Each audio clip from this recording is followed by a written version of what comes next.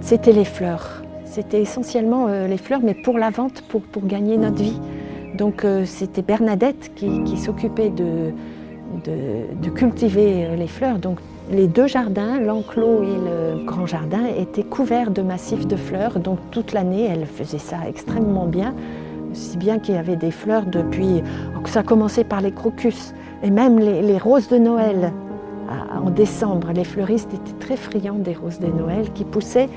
Elles poussaient à deux endroits. Elles étaient à côté de la porte de l'enclos, donc exposées au sud, et aussi devant Sainte-Anne, exposées aussi. Donc il y avait deux massifs de roses de Noël. Donc ça commençait. Après il y avait les petits crocus, même des violettes et tout. Elle prenait tout ce qu'il y avait. Et puis après toutes les fleurs de printemps. Il y avait les dahlias, les arômes. Alors ça, c'était Sœur Claude qui cultivait les arômes. Ils étaient tout autour du Grand Christ.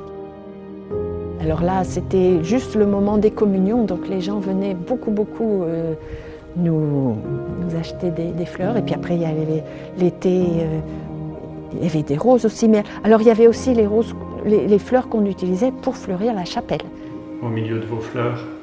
Oui. Carrément en plein champ, là on faisait un grand carré de dahlias. Alors après il fallait mettre des tuteurs parce que quand il y a du vent, ça penche. Mettre des tuteurs, les attacher. Puis à l'automne il faut les déterrer et les rentrer. C'était un boulot. Hein. Je fais un peu de légumes mais pas trop, pas tellement. Quelques salades, quelques poireaux, un peu de carottes, mais c'était pas le principal. C'était surtout les fleurs. Les trois quarts du jardin étaient avec des fleurs.